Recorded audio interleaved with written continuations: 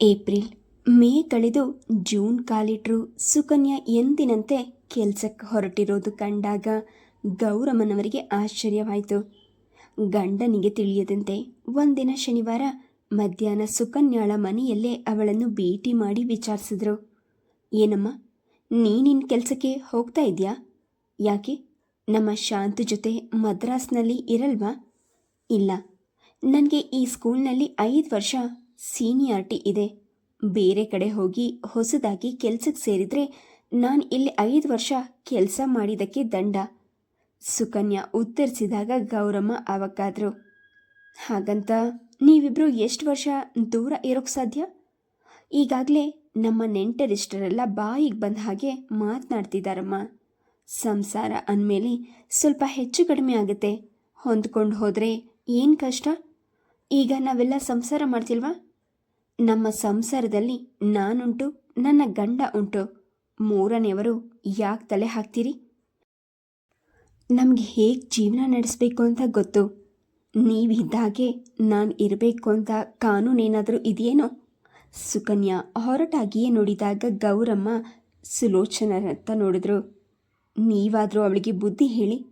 ನನ್ನ ಮಗ ಸೊಸೆ ಚೆನ್ನಾಗಿರಬೇಕು ಅಂತ ನನಗೂ ಆಸೆ ಇಲ್ವಾ? ನಾವೇನು ಬೇರೆಯವರ? ಸುಕನ್ಯಾ ಹುಬ್ಗಂಟಾಕಿ, ಸುಮ್ಮನೆ ನಮ್ಮ ತಾಯಿನ ಅಂದು ಯಾಕೆ ಕೆಟ್ಟೋರು ಮಾಡ್ತೀರಿ? ಯಾಕೆ, ನಾನು ಸುಖವಾಗಿರಬೇಕು ಅಂತ ನನ್ನ ತಾಯಿಗೆ ಆಸೆ ಇರಲ್ವಾ? ಹಿರಿಯರಾದವರಿಗೆ ಈ ರೀತಿ ಕಿತಾಪತಿ ತಂದಿಡೋ ಬುದ್ಧಿ ಇರಬಾರ್ದು. ನಮ್ಮ ಪಾಡಿಗೆ ನಮ್ಮನ್ನು ಬಿಟ್ಟರೆ ನಾನು ನಿಮ್ಮ ಮಗ ಸುಖವಾಗಿ ಇರ್ತೀವಿ ಎಂದಾಗ ಗೌರಮ್ಮ ತಮ್ಮ ಸೆರಗನ್ನು ಕಣ್ಣಗೊತ್ಕೊಂಡ್ರು. ನಾನೇ ನನ್ನ ಮಗಳನ್ನು ಅಳಿಯನಿಂದ ದೂರ ಇಟ್ಟಿಲ್ಲಮ್ಮ. ಆಮೇಲೆ ನನ್ನ ಮೇಲೆ ಗೂಬೆ ಕೂರಿಸ್ಬೇಡಿ.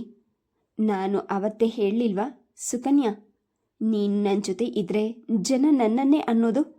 ಈ ರೀತಿ ಬದುಕೋದಕ್ಕಿಂತ ನಾನು ನಿಮ್ಮ ತಂದೆ ಜೊತೆ ಕಣ್ಣು ಮುಚ್ಕೊಂಡಿದ್ರೆ ಚೆನ್ನಾಗಿರ್ತಿತ್ತು ಎಂದು ಅತ್ತಾಗ ಗೌರಮ್ಮನವರಿಗೆ ಗಾಬರಿಯಾಯಿತು.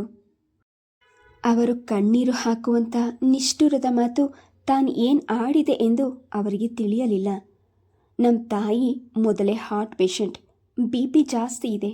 ಹೀಗೆಲ್ಲ ಬಂದು ತೊಂದರೆ ಕೊಡಬೇಡಿ. ನಿಮ್ಮ ಮಗ ನಿಮಗೆ 100 ಚಾಡಿ ಹೇಳಿರ್ಬೋದು.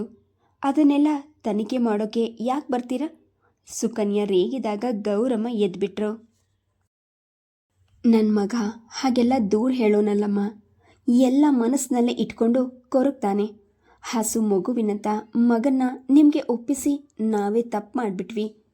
ತಪ್ಪು ನಮ್ಮಲ್ಲೇ ಇಟ್ಕೊಂಡು ನಿಮ್ಮನ್ನು ಯಾಕನ್ಲಿ ಎಂದು ಕುಂಕುಮವು ತೆಗೆದುಕೊಳ್ಳದೆ ಹೊರಟವರೇ ಮನೆ ಸೇರಿದ ಕೂಡಲೇ ಹಾಲ್ನಲ್ಲಿ TV ನೋಡುತ್ತಾ ಕುಳಿತಿದ್ದ ಪ್ರಮೋದನ ಮುಂದೆ ನಡೆದಿದ್ದೆಲ್ಲ ಹೇಳಿಕೊಂಡು ಗೊಳೋ ಎಂದು ಅತ್ಬಿಟ್ರು. ತಾಯಿಗೆ ಆದ ಅವಮಾನ ಕೇಳಿ ಪ್ರಮೋದ್ ಕೆಂಡಮಂಡಲವಾದ. ಓಹೋ, ಆ ರಾಯಭಾರ ಮಾಡೋಕೆ ನೀನು ಅವರ ಮನೆಯವರೆಗೂ ಹೋಗಿದ್ಯಾ?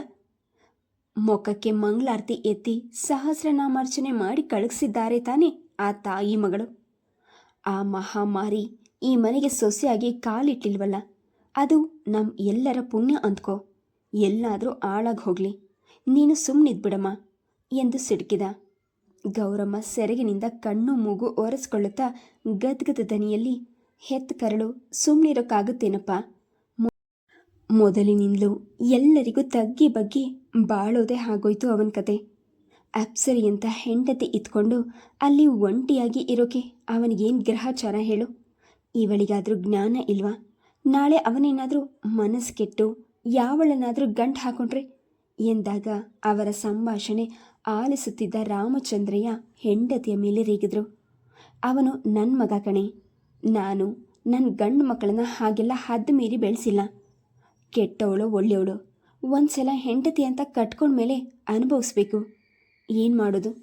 ಹಾಗಂತ ಅವಳನ್ನು ಬಿಟ್ಟು ಬೇರೆ ಅವಳನ್ನ ಗಂಟು ಹಾಕ್ಕೊಳ್ಳೋಕ್ಕಾಗತ್ತಾ? ನಿನಗೆ ಈಗಲೇ ಒಂದು ಮಾತು ಹೇಳ್ತೀನಿ ಕೇಳು. ಇನ್ನೊಂದು ಸಲ ನೀನು ನಿನ್ನ ಬೀಗ್ತಿ ಮನೆಗೆ ಕಾಲಿಟ್ಟಿಯೋ ಪುನಃ ನನ್ನ ಮನೆಗೆ ಬರಬೇಡ. ಪತಿ ಅಷ್ಟು ಕೋಪಗೊಂಡಿದ್ದನ್ನು ಗೌರಮ್ಮ ನೋಡಿಯೇ ಇರಲಿಲ್ಲ. ನಿಮಗೆ ನನ್ನ ಸಂಕಟ ಅರ್ಥ ಆಗಲ್ವೆಂದ್ರಿ? ಮದುವೆಯಾದ ದಿನದಿಂದ ಅವನು ಒಂದು ಸಲನಾದರೂ ಇಲ್ಲಿಗೆ ಬಂದಿದ್ದಾನ? ತಂದೆ ತಾಯಿ ಹೇಗಿದ್ದಾರೆ ಅಂತ ವಿಚಾರಿಸಿದಾನ? ಜನ ಹೆಣ್ಮಕ್ಳನ್ನ ದಾರೆ ಎರೆದು ಅತ್ತೆ ಮನೆಗೆ ಒಪ್ಪಿಸ್ತಾರೆ. ನಾವು ನೋಡಿದ್ರೆ ನಮ್ಮ ಮಗನನ್ನು ಆ ಕಟುಕರ ಕೈಗೆ ಒಪ್ಪಿಸ್ಬಿಟ್ವಲ್ಲ ಅಂತ ನನಗೆ ರಾತ್ರಿ ಕಣ್ಣಿಗೆ ನಿದ್ದೆ ಹತ್ತಲ್ಲ ಎನ್ನುತ್ತಾ ಪುನಃ ಕಣ್ಣೀರಿಟ್ರು. ಮದುವೆಗೆ ಮುಂಚೆ ನೀನೇನಂತ ಹೇಳಿದೆ ಗೌರಿ? ಮಕ್ಕಳು ದೊಡ್ಡವರಾದ ಮೇಲೆ ನಮ್ಮ ಅಂಕೆಯಲ್ಲಿ ಇರಲ್ಲ ಕಣೆ. ಗಂಡ ಹೆಂಡತಿ ಎಂದಿದ್ರೂ ಒಂದೇ, ತಿಳ್ಕೊ. ಮಧ್ಯ ನಾವುಗಳು ಪ್ರವೇಶಿಸಬಾರ್ದು. ನೋಡು, ನಾವಾಗೆ ಪ್ರಶಾಂತನ ಬಾ ಅಂತ ಕರೆಯೋದು ಬೇಡ. ಅವನು ಬಂದರೆ ಸಂತೋಷ. ಆ ತರಹ ಮನೋಭಾವ ಬೆಳೆಸ್ಕೊ. ಅತಿಯಾದ ವ್ಯಾಮೋಹ ಒಳ್ಳೆಯದಲ್ಲ. ರಾಮಚಂದ್ರಯ್ಯ ಅವರಿಗೆ ಬುದ್ಧಿ ಹೇಳಿದಾಗ ಗೌರಮ್ಮ ಅರೆ ಮನಸ್ಸಿನಿಂದಲೇ ಸಮ್ಮತಿಸಿ ಒಳಗೆ ನಡೆದರು. ವಾಸ್ತವವಾಗಿ ಪ್ರಶಾಂತ್ ಮದುವೆಗೆ ಮುಂಚೆ ತಂದೆಯ ಹೆಸರಿಗೆ 2.5 ಅಥವಾ 3,000 ಡ್ರಾಫ್ಟ್ ಕಳಿಸ್ತಿದ್ದ. ಪ್ರಮೋದನ ಓದಿಗೆ ಆ ಹಣ ಖರ್ಚಾಗ್ತಿತ್ತು.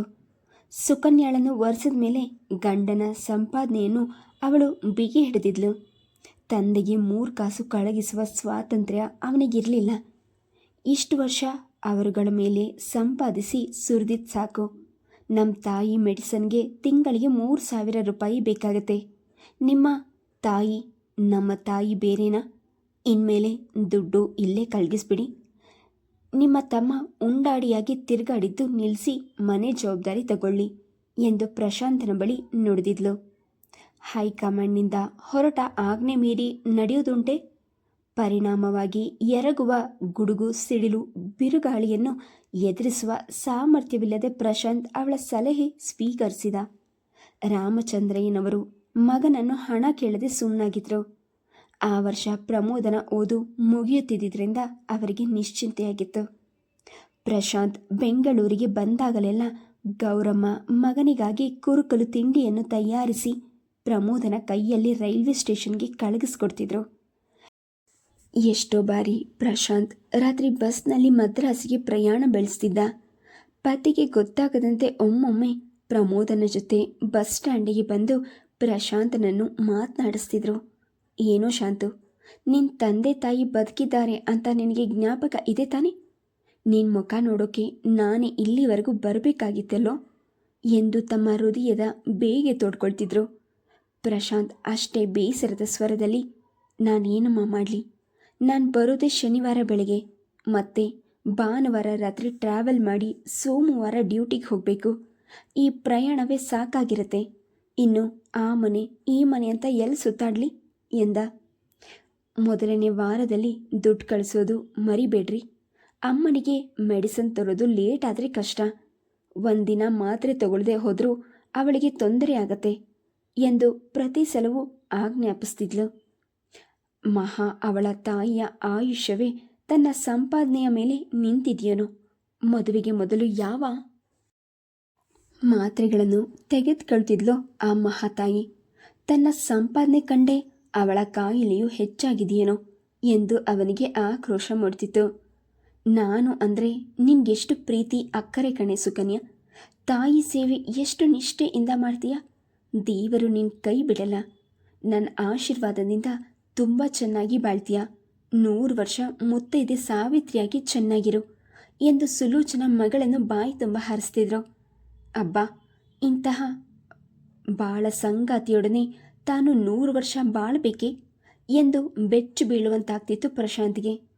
ತಾಯಿಗೆ ಪ್ರೀತಿ ತೋರಿದವಳೆಂದು ಕೊಂಡಾಡುವ ಮಗಳಿಗೆ ಗಂಡನ ಬಗ್ಗೆಯೂ ಕೆಲವು ಕರ್ತವ್ಯ ಭಾವೈಕ್ಯ ಸಂಬಂಧಗಳಿವೆ ಎಂದೇಕೆ ಬೋಧಿಸಲಿಲ್ಲ? ಈ ಮುದುಕಿಯು ಮಗಳಂತೆಯೇ ಸ್ವಾರ್ಥಿ ಎಂದು ಅತ್ತೆಯ ಮೇಲೂ ಜಿಗುಪ್ಸೆ ಮೂಡ್ತಿತ್ತು. ಮದ್ರಾಸ್ನಲ್ಲಿ ಅವನ ಹಲವು ಗೆಳೆಯರು ಅವನ ಜೊತೆಯಲ್ಲೇ ಮದುವೆಯಾದವರು. ಅವರು ಎಷ್ಟೋ ಬಾರಿ ಪ್ರಶಾಂತನಿಗೆ ನಿನ್ನ ಮಿಸ್ಸಸ್ನ ನಮ್ಮನೆಗೆ ಕರ್ಕೊಂಡು ಬಾರೋ ಎಂದು ಆಹ್ವಾನ ನೀಡ್ತಿದ್ರು.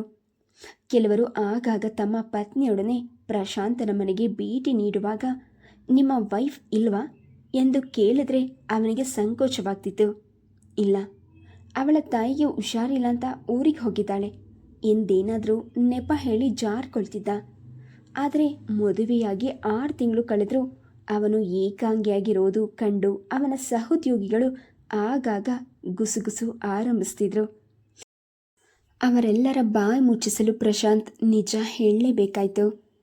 ನಿನ್ನ ಹೆಂಡತಿ ಗವರ್ನಮೆಂಟ್ ಕೆಲಸದಲ್ಲಂತೂ ಇಲ್ಲ, ಈಗಿನ ಕಾಲದಲ್ಲಿ ಸರ್ಕಾರಿ ಕೆಲಸದಲ್ಲಿರೋ ಗಂಡ ಹೆಂಡತಿಯರೇ ಕಷ್ಟಪಟ್ಟು ವರ್ಗ ಮಾಡಿಸ್ಕೊಳ್ತಾರೆ.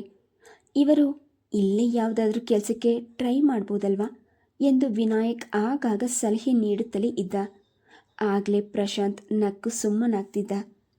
ಗೆಳೆಯರೆಲ್ಲ ಜೀವನದಲ್ಲಿ ಮುಂದುವರೆದು ಮಕ್ಕಳ ತಂದೆಯಾಗಿ ನಾಮಕರಣ, ಹುಟ್ಟಿದ ಹಬ್ಬ ಎಂದು ಸಮಾರಂಭ ನಡೆಸಿದ್ರೆ ಪ್ರಶಾಂತನಿಗೆ ತಾನೊಂದು ಮುದ್ದು ಮಗುವಿನ ತಂದೆ ಆಗಲಿಲ್ವಲ್ಲ ಎಂಬ ಕೊರಗು ಮೂಡ್ತಿತ್ತು.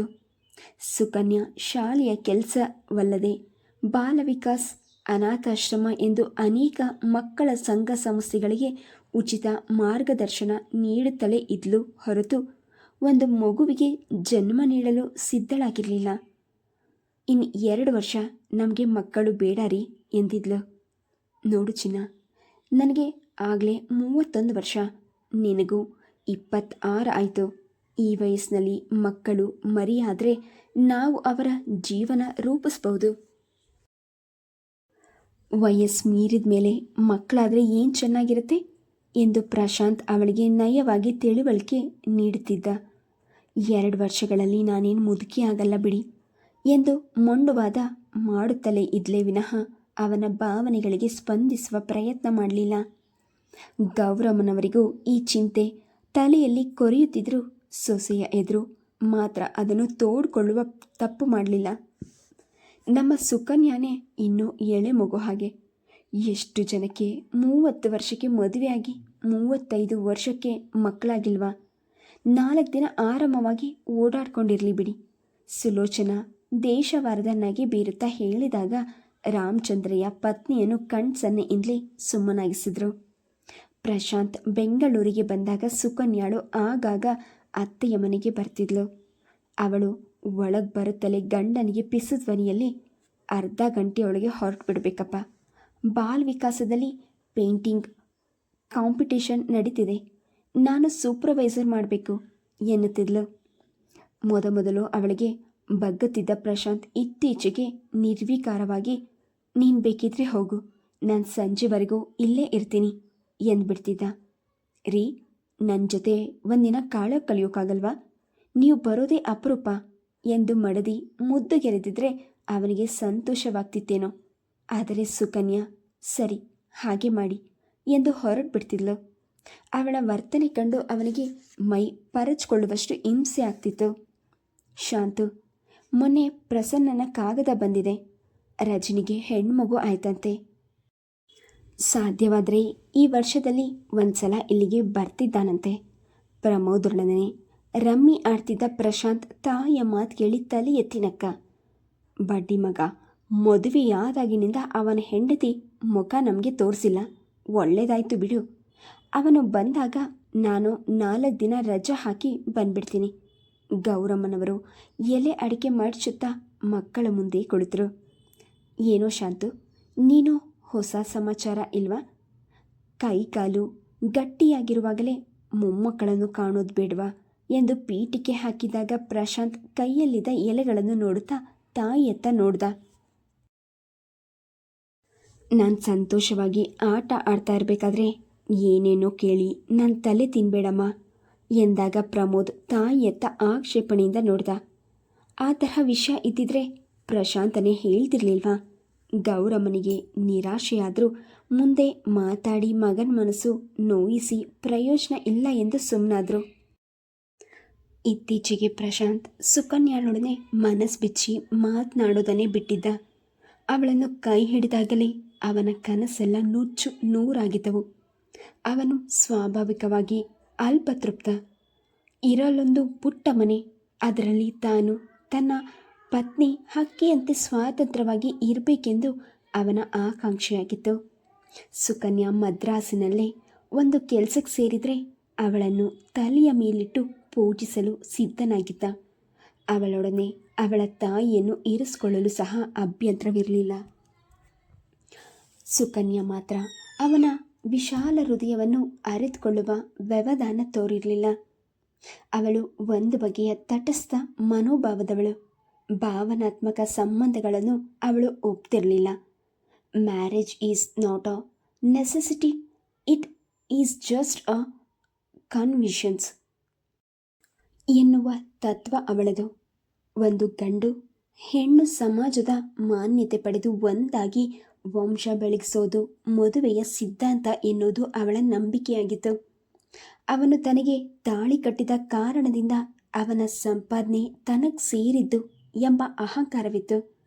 ಅವನು ಯಾರ ಬಗ್ಗೆ ಮಾತನಾಡೋದನ್ನು ಅವಳು ಸಹಿಸುತ್ತಿರಲಿಲ್ಲ. ಅವನು ತನ್ನವನು, ಅವನಿಗೆ ಸೇರಿದ ವಸ್ತುವೆಲ್ಲ ತನ್ನವು ಎಂಬ ಸ್ವಾರ್ಥ ಹೆಚ್ಚಾಗಿತ್ತೇ ವಿನಃ ಗಂಡನ ಒಲವನ್ನು ಪ್ರೀತಿಯಿಂದ ಪಡಿಬೇಕೆಂಬ ವಿವೇಚನೆ ಅವಳಲ್ಲಿರಲಿಲ್ಲ. ಗಂಡ ತನಗಾಗಿ ಹಾತೊರೆದು ಬೆಂಗಳೂರಿಗೆ ಬಂದಾಗಲೂ ಅವಳದು ಅದೇ ರೀತಿಯ ವರ್ತನೆ. ಸರಸರನೆ ಅವನಿಗೆ ತಿಂಡಿ ಕಾಫಿ ಕೊಟ್ಟು ಮಾಡಿದ ಅಡಿಗೆಯನ್ನು ಡೈನಿಂಗ್ ಟೇಬಲ್ ಮೇಲಿಟ್ಟು, ರೀ, ಅಡಿಗೆ ಮಾಡಿಟ್ಟಿದ್ದೀನಿ, ಬಡಿಸ್ಕೊಳ್ತೀರಾ ತಾನೆ? ನಾನು ಅಮ್ಮನ ಜೊತೆ ಆಶ್ರಮಕ್ಕೆ ಹೋಗಿ ಬರ್ತೀನಿ. ಅಲ್ಲಿ ಇವತ್ತು ಶಿವಾನಂದ ಸ್ವಾಮಿಯವರ ಉಪನ್ಯಾಸ ಇದೆಯಂತೆ ಎಂದು ಅಲಂಕರಿಸಿಕೊಂಡು ತಾಯಿಯೊಡನೆ ಹೊರಟು ಬಿಡ್ತಿದ್ಲು. ಸುಲೋಚನರ ತಲೆ ಕಂಡ್ರೆ ಪ್ರಶಾಂತನಿಗೆ ಆಗ್ತಿರಲಿಲ್ಲ. ಅಯ್ಯೋ, ನಾನೊಬ್ಳೆ ಹೋಗ್ಲಾರೆ ಕಣೆ, ವಯಸ್ಸಾದ್ಮೇಲೆ ನಾವು ಪರಾವಲಂಬಿಗಳಮ್ಮ. ನಿನ್ನೆಯಿಂದ ಆಶ್ರಮಕ್ಕೆ ಹೋಗಬೇಕು ಅಂತ ಆಸೆ ಇಟ್ಕೊಂಡಿದ್ದೀನಿ. Please subscribe the channel, like and share. Thank you.